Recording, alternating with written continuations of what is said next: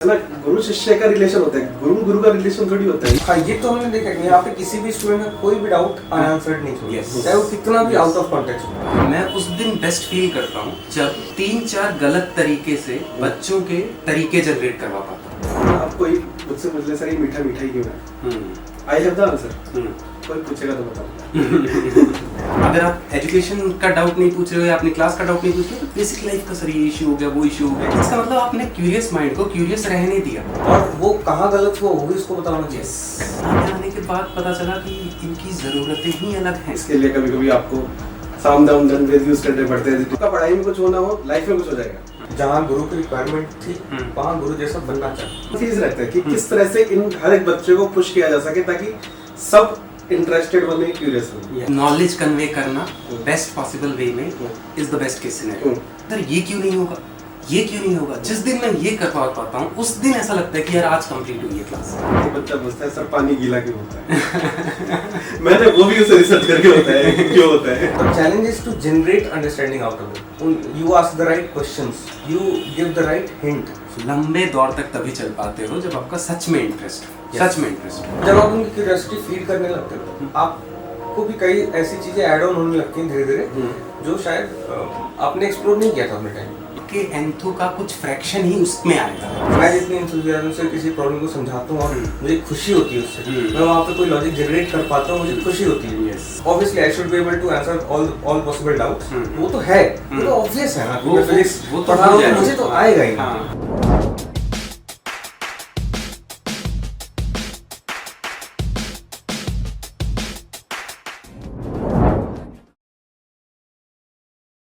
ना basically most beautiful part of our journey. यहाँ पे आने से पहले सिर्फ मेरा यूँ था कि यार पढ़ाने का पैशन है, पढ़ाने का पैशन है, ऐसा पढ़ाएंगे वैसा पढ़ाएंगे वगैरह वगैरह। यहाँ पे आने के बाद पता चला कि इनकी ज़रूरतें ही अलग हैं, other than study, type of teaching and all. वो वाला चीज़ मैं आपसे डिस्कशन करना चाहूँगा थोड़ा सा। तो यस, एनीवन ऑफ यू। जैसे यहाँ आने से पहले लगता था कि हमें क्लास को पढ़ाना है, पर्टिकुलर नंबर ऑफ स्टूडेंट्स में है, उन्हें बेस्ट तरीके से अपनी नॉलेज ट्रांसफर करनी है ना। फिर लेकिन जब ऑन बोर्ड एक्सपीरियंस आया तो ये रियलाइज हुआ धीरे धीरे कि आपको पढ़ाना एक क्लास को एक ही चीज है, लेकिन आपको हर बच्चे को अलग तरीके से पकड़ के पढ़ा। आपको पता है कि 4 तरह के बच्चे होते हैं। एक होते हैं जो इंटेलिजेंट है, मेहनती भी है ना, उनको टीचर की शिक्षक की जरूरत नहीं होती, उनको सिर्फ गुरु ही चाहिए ना, शिक्षक से उनका काम नहीं हो सकता। दूसरे तरह के होते हैं जो इंटेलिजेंट होते हैं पर वो लाइक क्या करते हैं, उनको मेहनत करना नहीं आता। जब इंटेलिजेंस इतनी है, बचपन से कोई पढ़ना सीख, मेहनत करने की आदत नहीं डाली क्योंकि इंटेलिजेंट एक रात पढ़ने में काम हो जाता है। These students suffer after their 10th class। जैसे ही आपको पढ़ाई में डीपर अंडरस्टैंडिंग की जरूरत नहीं होती। फिर मेहनती वाले होते हैं, मेहनती वाले बेस्ट है सबसे, मतलब आपका पढ़ाई में कुछ होना हो, लाइफ में कुछ हो जाएगा अगर मेहनत करना सीख लिया। फिर आते हैं चौथे, ना इंटेलिजेंट, तो तब पता चलेगी जब कुछ करेंगे, उनका इंटरेस्ट नहीं है, डिसइंटरेस्टेड। मेहनती है कि नहीं, इंटेलिजेंस है कि नहीं, तो पाएगी जब वो पढ़ेंगे, वो they are disinterested in studies. तो ये चौथे बच्चे, जो बच्चा चौथी कैटेगरी का है, हाँ, जो इस बच्चे को इंटरेस्ट ही नहीं है पढ़ाई में, और जो बच्चा पहली कैटेगरी का है, इंटेलिजेंट प्लस मेहनती, इन दोनों को साथ में लेके चलना एक चैलेंज है। ना, तो आपको इस तरह से पढ़ाना है कि हर बच्चा अपने लिए जो उसके लिए बेस्ट हो सकता है वो चीज लेके जाए क्लास से। तो इसके लिए कभी कभी आपको साम दाम दंड यूज करने पड़ते हैं डिसइंटरेस्टेड बच्चों के लिए। मतलब जो इंटेलिजेंट बच्चे होते हैं आपको उसको क्लास के बाद में एंटरटेन करने की जरूरत है, क्योंकि अगर आप उनको वो एक्स्ट्रा टाइम नहीं दोगे तो वो उनको लाइफ में वो एक्स्ट्रा कुछ नहीं मिलेगा। जो वो कर सकते हैं उस एज पे 2 साल बाद के लिए भी क्यों छोड़ना, जब वो अभी कर सकता है तो अभी। तो मतलब बच्चों ने एक तरह से पर्सनालिटी चेंज कर दी है, दुनिया को देखने का नजरिया चेंज कर दिया है बस। But you have to be able to, मतलब ये सब अगर सीखना है बच्चों से तो आपको ओपन अप होना पड़ेगा। Open up in the sense कि ये एक्सेप्ट करने के लिए तैयार होना पड़ेगा कि आप बच्चों से भी सीख सकते हो। मतलब एक तो लर्निंग प्रोसेस तो डेफिनेटली सही पॉइंट आउट किया कि वो तो है ही, उनसे तो सीखते हैं। और वो हम हमेशा से, मतलब याद होगा हम लोग डिस्कस भी यही करते थे कि अभी हम जितनी preparation which was we were doing a lot of preparation, correct, हम every phase of before developing this institute हम हर लेवल पे बहुत ज्यादा तैयारी करते थे अपने सारे काम को साइड मतलब करने के बाद रात में जग के हम इस चीज को प्लान करते थे, प्रिपेयर करते थे। इवन अपने लेसन्स भी हमने प्लान किए कि हमारा साल का कोर्स का कितनी क्लासेस होंगी और उन क्लासेस में क्या पढ़ाऊंगी। टीचिंग प्रोसेस जो है वो भी इवॉल्व हुआ जब बच्चों से इंटरेक्शन किया तो उनके हिसाब, बिकॉज मतलब मेरा ये मानना है कि we don't just convey understanding, हमें जस्ट कन्वे नहीं करना, और क्योंकि वो तो हर जगह अवेलेबल है, ऑनलाइन यूट्यूब वीडियोस देख ले हर जगह है ना। तो the challenge is to generate understanding out of it. You ask the right questions, you give the right hint so that their thought process is directed towards a particular conclusion. Newton law of motion पढ़ाते हो तो फिर आप उनके दिमाग में ये visualise कराओ कि मतलब ये टारगेट लेकर नहीं आया था मैं। जब सामने बच्चे ऐसे मिले, जब इस कैलिबर के बच्चे मिलने लग गए और जब बच्चे इतने इंटरेस्टेड हुए इस चीजों में, तो फिर मैं खुद उधर ही इवॉल्व हो गया इस तरह से कि मतलब I would like to present it in a way कि न्यूटन ने कैसे सोचा था, that how did he generate this logic? One, because education system और जो syllabus है NCERT and all, they are quite designed in a very beautiful manner. वो एक ब्लॉक पे दूसरा ब्लॉक से जाते हैं, फिर दूसरे ब्लॉक पे, और उनका एक particular reason होता है. Now I can see the other side of this education कि हमारे लिए NCERT एक बहुत सही framework बना देता है कि इसके ऊपर ये डेवलप हुआ, कैसे हुआ, if you can make a student figure it out, so that is quite beautiful. Yes. तो एक ये चीज जो अपन कह रहे हैं कि ब्लॉक बाय ब्लॉक चीजें यही डिमांड जेई की भी है। मैं जेई एडवांस क्या चाहता है कि जैसे मैं केमिस्ट्री पढ़ाता हूँ, तो अब केमिस्ट्री कोचिंग यूनिवर्सिटी में डिवाइडेड है, physical chemistry, organic chemistry, inorganic chemistry, है ना। केमिस्ट्री को जैसे ही तुम बच्चों के आगे 3 पार्ट में रखते हो, बच्चे सबसे पहले 3 ब्लॉक बनाते हैं, ये ऑर्गेनिक, ये फिजिकल, ये इनऑर्गेनिक। आपने कोई बताया ही नहीं कि तीनों कनेक्टेड है। बच्चा पहले से ही सोचता है कि तीनों अलग है, सब्जेक्ट है तो जेई क्या मानता है कि जेई एडवांस पूछेगा आपसे, कोई भी दो चैप्टर मिला के क्वेश्चन पूछेगा, अगर आप में वो कैपेबिलिटी है ही नहीं कि 2 चैप्टर को कनेक्ट कैसे, तो आप कभी जेई कर ही नहीं सकते। जेई एडवांस में तो हां, जो बात सर कह रहे हैं कि ये जनरेट कर पाया आइडियाज, है ना, वो ये आइडिया तभी जनरेट कर पाएंगे जब उन्होंने उस बारीकी से उन चैप्टर्स को पढ़ा। Yes, correct. तो करिकुलम है अच्छा, NCERT is very good curriculum, but हमारे पास उस करिकुलम के उस जो जिस तरह से एनसीईआरटी चाहता है कि इस चैप्टर को पढ़ाया जाए, उस तरह से पढ़ाने वाले लोग नहीं है। मैं भी पहले एज अ टीचिंग प्रोफेशन के लिए आया था, तो वैसा था कि नॉलेज कन्वे करना बेस्ट पॉसिबल वे में is the best case scenario. But अब जो मेरा मतलब कर्टेन्स खुले हैं दिमाग के, वो ये है कि मतलब मैं उस दिन बेस्ट फील करता हूँ जब 3-4 गलत तरीके से बच्चों के तरीके जनरेट करवा पाता हूँ। समझ कि बच्चों ने ट्राई किए और वो तीनों चारों गलत थे, ये इनिशियल स्टेज पे पता था, राइट, बट वो 3 या 4 गलत तरीके जनरेट, सर ये क्यों नहीं होगा, ये क्यों नहीं होगा। जिस दिन मैं ये कर पाता हूँ उस दिन ऐसा लगता है कि यार आज कंप्लीट हुई है क्लास। तो ऐसे क्लासेस को कंप्लीटनेस मतलब मैक्सिमम रहे, यही अब मैं मोस्टली ट्राई करता हूँ मेरी क्लासेस में टुवर्ड्स, क्योंकि फन भी उसी में है, मजा भी उसी में है। इसीलिए अगर मैं जाऊँ क्लास में सिर्फ पढ़ा के आता हूँ तो ये तो कन्वर्सेशन का हुई, यस, है ना। गुरु शिष्य का रिलेशन होता है, गुरु का रिलेशन थोड़ी होता है। गुरु जो बोल के चला जाए, गुरु शिष्य का रिलेशन होता है, करेक्ट। वो कन्वर्सेशन है ना, तर्क वितर्क है ना, उसी की तरह पढ़ाई होना चाहिए। यस, बहुत सारे इन हैबिट्स है ना। एक सिनेरियो और देखा है कि पहले क्लास में इनिशियल डेज होकर याद करूं तो कुछ बच्चे बोल रहे हैं, अपने टाइम पे भी यही होता था, कुछ पर्टिकुलर बच्चे बोलते थे वगैरह वगैरह। लेकिन अब अपनी क्लासेस में मेरे को ये डिफरेंस यूं लगता है कि मतलब 70 to 80% बच्चे दे इन्वॉल्व इन डिस्कशन, कि भले ही उनका logic is baseless, that's fine, वो फर्क नहीं पड़ रहा है, बट वो अपना लॉजिक रखने का मादा रख पा रहे हैं कि हाँ सर इसमें क्या गलती है। इसका मतलब आपने क्यूरियस माइंड को क्यूरियस रहने दिया, वो जरूरी है। एग्जैक्टली। अब कितना सही पॉइंट बोला कि हर गलत तरीका उस स्टूडेंट को पता होना चाहिए। यस, और वो कहाँ गलत हुआ वो भी उसको पता होना चाहिए। Yes, and that is only conveyed when you brainstorm with him. Yes, मतलब जैसे सपोज हम सबको ही देखता हूँ, मैं भी वही करता हूँ, बिकॉज हम लोग का कॉमन आइडिया ये है, आई थिंक, कि हम प्रिपरेशन में बिलीव करते हैं, और आज भी कर रहे हैं और शायद 30 इयर्स बाद भी करेंगे। डिस्कशंस भी करते हैं, डिस्कशन और एक्सपीरियंस पे भी। कंप्लीटली डिसइल्यूजन माय सेल्फ कि हाँ मुझे कुछ नहीं आता, अब मैं इनके साथ ब्रेनस्टॉर्मिंग करूंगा।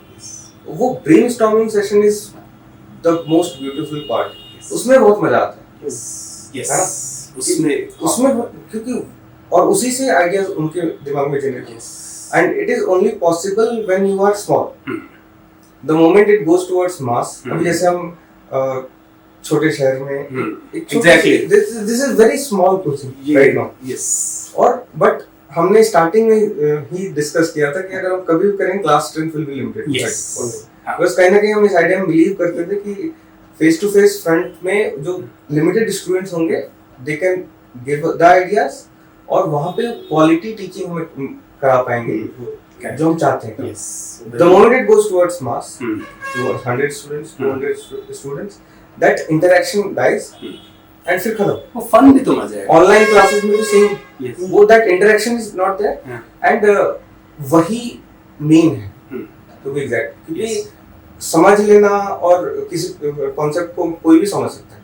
मतलब अभी कोई भी कॉन्सेप्ट कोई समझाए, हर जगह यूट्यूब वीडियोस अवेलेबल हैं तो उसमें समझ में तो आ जाता है. बट मैं उसको अगर बंद कर दूं वापस उसको जनरेट ही नहीं कर पा रहा. करेक्ट. तो वो इसलिए क्योंकि मैंने उस पर ब्रेनस्टॉर्मिंग नहीं किया. यस. मैंने उसको जनरेट नहीं किया, जनरेट नहीं. सिर्फ समझाया. यस. क्यूरियोसिटी वाइज अपन ने जनरेट नहीं किया. करेक्ट. तो ये तो टीचिंग मेथोडोलॉजी हाँ, बहुत जो काफी अपन है. हाँ, जो अनएक्सपेक्टेड लर्निंग्स है. अपन टू कंक्लूड मतलब अपन तीनों का लगभग पढ़ाने का तरीका वही है कि जितने भी कॉम्प्लिकेटेड कॉन्सेप्ट्स हैं उनके बहुत सारे एस्पेक्ट्स होते हैं. अब उनमें हमारा एम ये रहता है कि बच्चा जो है वो सारे एस्पेक्ट्स को कनेक्ट कर पाए, है ना, उस कॉम्प्लिकेटेड कॉन्सेप्ट को हर तरफ से समझ पाए. फिर जब वो अकेला हो, खुद के साथ हो, तो भी हमारे बिना वो उस आइडिया को रीथिंक कर पाए, रिप्रोड्यूस कर पाए, रीथिंक करने का मन करे. हाँ. और उसके बाद में फिर वो जो आइडिया है उसके चारों तरफ वाली जो चीज है उसको सोचने की कोशिश करे जो उसे नहीं पता है, क्यूरियस हो क्या इसके अर्थ क्या. नहीं, इसीलिए मैं तो क्लास में ओपन एंडेड थोड़ा छोड़ के आता हूँ इस सेंस में कि this solution which I am providing this might not be the shortest one. अगर इससे छोटा मिले प्लीज लेट मी.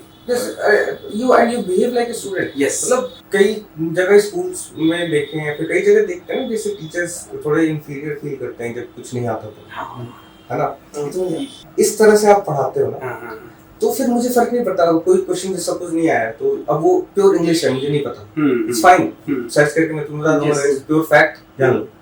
बट क्योंकि वो एम्बैरेसमेंट भी नहीं होता, वो इंफीरियरिटी फील भी नहीं होती, बिकॉज मैं completely different aspect of teaching and learning को जी रहा हूँ, को जीना चाहता हूँ, को कंटिन्यू करना चाहता हूँ, इसीलिए आया हूँ. वो वाला सीन मैं एक स्टूडेंट के साथ उसकी तरह सोचना चाहता हूँ. यस, उसी में मजा है. उसी में बहुत मजा है. और इस इंफीरियरिटी कॉम्प्लेक्स का जो सीन है ना कि इसको एज अ प्रॉब्लम आपकी लाइफ में आए ना, इसका सोल्यूशन ही ये है. यस, एग्जैक्टली, समझ लो, इसका सोल्यूशन ही ये है, इसको रखना ही नहीं है, इससे मेरे को compete करना ही नहीं. Yes, yes. I don't want to be the perfectionist who knows everything. Yes.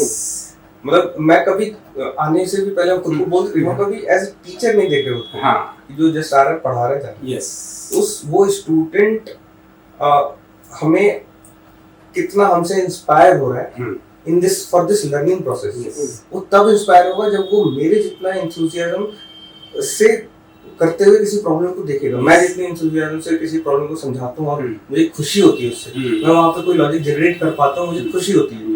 जब वो खुशी वो फील कर रहा होता है तो वो भी वो करना चाहता है. Yes, exactly. क्योंकि आपके एंथू का कुछ फ्रैक्शन ही उसमें आएगा, तो आपका खुद का मैक्सिमम रखो. एग्जैक्टली. बच्चे कॉपी करते हैं. हाँ, एग्जैक्टली. तो बच्चे कॉपी करेंगे. अगर आप आओगे लिख के चले जाओगे, रटा हुआ आओगे लिख के चले जाओगे, सारे क्वेश्चन आपको पता है मैथमेटिकली कैसे सॉल्व करना है. एग्जैक्टली, है ना, एग्जैक्टली. क्योंकि आपने सीखा. मुझे नहीं पता कैसे होता है, लेकिन मैं उसके सामने सोचूंगा कैसे. Yes, obviously. मतलब मैं सिलेबस मैं थॉरो हूँ, कर चुका हूँ and all, that is fine. But मैं उस क्लास के लिए उससे एक दिन पहले देखता हूँ. कल जो सपोज कल मेरी क्लास होगी, every day we all prepare for our classes, right. और वहाँ पे सेम हमारा पर्पस भी इस क्वेश्चन पे मैं कैसे सोचूं.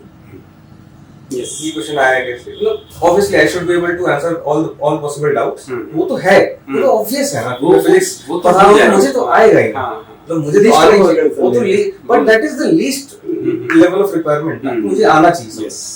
तो वो तो है ही, मतलब उसमें तो कोई दिक्कत ही नहीं होनी चाहिए. बट ये वाला पार्ट है, that is the most important part. Yes, and that is the most fun part actually, Yes. जो लंबा लेके जाता है। मतलब अगर आपको कोई किसी कोचिंग इंडस्ट्री वगैरह में एंटर करना है तो इस पैशन और इस जो है ना फन को जिए बिना आप डायरेक्ट 10 साल बाद का सोचोगे तो that is not good, right? और जैसे सर ने 4 कैटेगरी ऑफ स्टूडेंट्स बताया, जो 4th कैटेगरी जो पढ़ना ही नहीं चाहते, जो न्यूएंस क्रिएट करते हैं, वो those are hindrance in this process, right? And the best thing that happened to us कि हम सबने इनिशियल इयर्स में हमने सोचा ही नहीं कि no compromise with this. Yes, जो स्टूडेंट्स अगर न्यूएंस क्रिएट कर रहे हैं, नेगेटिव एलिमेंट है वो तो जाए, Yes. हमारे मजे खराब ना करें। यस, एग्जैक्टली यार। हमारा ऐसा होता है कि और हाँ, जब न्यू बैचेस आते हैं तो यही होता है हमेशा कि न्यू बैचेस आते हैं, हमें पता रहता है स्टार्टिंग के 2 दिन में कौन इंटरेस्टेड है, कौन क्यूरियस है, कौन डिसइंटरेस्टेड है। तो अपने स्टार्टिंग के 1-2 मंथ ही रहता है कि किस तरह से इन हर एक बच्चे को पुश किया जा सके ताकि सब इंटरेस्टेड बने, क्यूरियस बने। Yes. स्टार्टिंग के 2 महीने ये रहते हैं, Yes. टेस्ट के we just test the students. Yes, exactly. Regress रहता है कि जिसको जो टूट जाएगा हाँ, हमें पता चल जाता है, जो फिर उसके बाद भी जो डिसइंटरेस्टेड रहता है। जैसे कि हमें फर्स्ट क्लास में अपन बोलते हैं नॉर्मली, या तो आप यहाँ इम्प्रूव करोगे, क्यूरियस रहोगे, या आप ड्रॉप आउट बीच में ही छोड़ोगे, तो इट्स फाइन। मतलब फर्स्ट 2 मंथ्स में ड्रॉप आउट वो जो होते हैं उनकी मतलब उनका रिस्पॉन्स ये नहीं कि बहुत टफ। हाँ, that is just it's fine. First 3 months का टफनेस जो झेल पाता है, then maybe he is able to commit कि अब मैं उस लेवल का कमिटमेंट शो कर पाऊँ जो इनके साथ फन हो, यस, एक्चुअल लर्निंग हो। यस, वो इनिशियल हर साल के इनिशियल फेज में ये टफनेस बहुत जरूरी है। यस, हाँ, एग्जैक्टली, ताकि जिस बच्चे को मतलब कंटिन्यू करना उसे पता रहे, राइट, ये कंटिन्यू करेगा। और दूसरा जो कंटिन्यू उसको भी कर चुका है, इसका मतलब अब इसका तो मतलब वो है कि भला करना है ना, जैसे फॉर एग्जांपल क्योंकि वो न्यूसेंस जो क्रिएट कर रहा था वो बैग हो चुका, उसका बैग होने का कारण ही ये थे बचे हुए बच्चे। वो एक कोट शायद पढ़ी थी, उसका दृष्टि था कि मतलब आप कितना स्ट्रांग हो सकते हो ये कब पता चलेगा, जब being strong is the only option. Yes, कि जब स्ट्रांग होना ही एक आखिरी ऑप्शन बचा है तभी आपको पता चलेगा आप कितने स्ट्रांग हो सकते हो। चलो ये तो मतलब हम टीचिंग प्रोसेस को डिस्कस करेंगे, will come back to that later, क्योंकि उसमें बहुत सारे खत्म ही नहीं हो फिर, राइट? बट मैं एक एस्पेक्ट स्टार्टिंग विद प्राचीन, फीलिंग्स पार्ट ऑफ इट, ये स्टूडेंट्स से इंटरेक्शन से स्टूडेंट के साथ रह के, पढ़ा के, उनके प्रॉब्लम्स को सॉल्व करके, या कुछ भी एग्जांपल कुछ भी देकर, मतलब what are your feelings behind it? एकदम से ऐसे क्वेश्चन पूछा तो एकदम बहुत सारा स्टूडेंट्स याद है मेरे को एकदम से, फ्रॉम 6 to 12 सारे। एंड इनिशियल डेज की बात करूं तो मतलब वैसा था कि कुछ बच्चे तो अपने प्रॉब्लम शेयर करने आते हैं, those are basic problems and वो ठीक है उनको सॉल्व करके बच्चे खुल पा रहे हैं, इस पे ही हम खुश थे कि बच्चे एक्चुअली सिर्फ पढ़ाई की नहीं, आउटसाइड पढ़ाई कर रहे हैं। हाँ, तो वो ओपन हो रहे हैं और उससे ही हमें खुशी थी कि एटलीस्ट दे आर मतलब अगर आप एजुकेशन का डाउट नहीं पूछ रहे हो या अपनी क्लास का डाउट नहीं पूछ रहे हो तो बेसिक लाइफ का सर ये इशू हो गया, वो इशू हो गया, सुनने ये तो भैया बनना नहीं चाहते थे, बना दिया। यस, एग्जैक्टली जी, तो ये बनने नहीं आए थे बट बन चुके हैं। यस, बट वो है कि तो उस वक्त बड़ा ये अच्छा लगता था कि यार ये कम से कम ये शेयर कर पा रहे हैं, ये एक बॉन्ड चाहिए था टीचर स्टूडेंट के बीच में, जो मेरे को मतलब ऐसा था कि मेरे ड्यूरिंग कोचिंग पीरियड में मेरे को टीचर ऐसा लगता था कि यार ये सिर्फ ये 2 घंटे दिखना है और इसके बाद फिर वो ऑल्टरनेट डे पे फिर 2 जब मैच क्लास का स्लॉट आएगा तब उसी वक्त, उसके अलावा कुछ है ही नहीं। और अपने यहाँ 8 to 10 hours student teacher interaction चलता ही है। और इसमें ऐसा नहीं है कि कोई लोड है, रादर देन अपन को तो मजा आ ही रहा है, बच्चों को उससे ज्यादा मजा आ रहा है। समझ रहे हो? और यही हर शाम अपन डिस्कस भी करते हैं, राइट? एग्जैक्ट, मैं ये कहूंगा कि जो हम फील करते हैं इस टाइम पे, this has been the peak of our career in terms of Satisfaction? Our enthusiasm. हाँ, लर्निंग भी कह सकते हो। इस लर्निंग तो डेफिनेटली है, वो तो डेफिनेटली है, but in terms of enthusiasm. और व्हेन मतलब जाकिर भाई बोलते हैं ना कि जब एक इंसान अपने पीक पे होता है तो वो सिर्फ पीक बिजनेसमैन या पीक फुटबॉलर नहीं होता, वो आर्टिस्ट होता है। तो वो सारे तो जब क्योंकि उसको मजा आ रहा होता है। हाँ, यस, तो वही बात है कि हमें बहुत मजा आ रहा है और वो एंथुसियाज्म यहाँ बच्चे देख कर उन्हें भी बहुत फन होता है। यस, कई बार बच्चों को साफ पता चलता है कि टीचर ऐसे भी हो सकते हैं, बोलते नहीं है लेकिन दिखता है। हम और हमें कुछ स्टूडेंट्स हैं जो ये कैपेबिलिटी रखते हैं कि ये उन्हें ये इंटरेस्ट, ये फन दिखाओ, तो they will come to this side, वो चाहते हैं। यस, कुछ हैं जो definitely those who don't want to work a lot, जो थोड़े से रिस्ट्रेन रहते हैं, रिफ्रेंट रहते हैं, एंड उन एक लेवल तक ही पुश कर सकते हैं। हाँ, हर स्टूडेंट की अपनी अपनी इंटरेस्ट है, अपने अपने कैपेबिलिटीज हैं, अपनी अपनी हर किसी को तोड़ नहीं सकते, Yes. हर किसी को हर किसी को टूटना चाहिए हर स्टूडेंट पे अलग हक होता है यस है ना। एंड कहीं पेरेंट्स का कुछ रोल होता है, तो everything is different from each and every case. But those who students feel करना चाहते हैं या जो इस फन का पार्ट बनना चाहते हैं, उन्हें पता है यस Right. ऑलरेडी कि हाँ ये क्या कर रहे हैं। यस ये क्या कर रहे हैं, और ये डिफरेंस मतलब साफ दिखता है। ऐसे मैंने बहुत सारे स्टूडेंट्स हैं कि सर टीचर ऐसे भी होते हैं वगैरह, क्योंकि उन्होंने लास्ट टाइम क्या देखा है स्कूल, और अपन ने अपना भी कोई ऐसा पर्सनल ट्रेनिंग नहीं हुआ कि टीचर ऐसा ही होना चाहिए। हमने तो टीचर को डिफाइन ऐसे किया है कि ऐसा ही होना चाहिए, हाँ जैसा अपन है। और हम भी वही सोच के हाँ हमने अपना एक पॉइंट ऑफ व्यू बना लिया, क्योंकि मे बी जो सीक्वेंस ऑफ इवेंट्स हुए भगवान की वजह से हुए कि हम ये चीज सारी फील कर पा रहे हैं। इस वजह से मे बी जीतू भैया तो आए तो बाद में राइट, हम आए थे बनने एक बहुत अच्छे प्रोफेशनल टीचर, मे भी बहुत अच्छे कोचिंग को बढ़ाने आए थे। बट फेट कह लो, मतलब ही मेड अस एक्सपीरियंस कि व्हाट जीतू भैया इज अबाउट। यस है ना, ग्रेटर सेटिस्फेक्शन का नाम है। यस, समझ is not some very big personality जिसने हाँ. बहुत अचीव Yes. कर लिया इन टर्म्स ऑफ टीचिंग। हाँ he is just a normal guy involved with students, involve with students, Yes. और जिसमें उसका पैशन है। पैशन। यस यस, उसने स्टूडेंट्स को पैशन बना लिया यस टीचिंग के ऊपर। हर चीज के लिए आप अपनी टीचर यूज करते हो ना। संस्कृत में बहुत अच्छी व्याख्या है इसकी, है ना।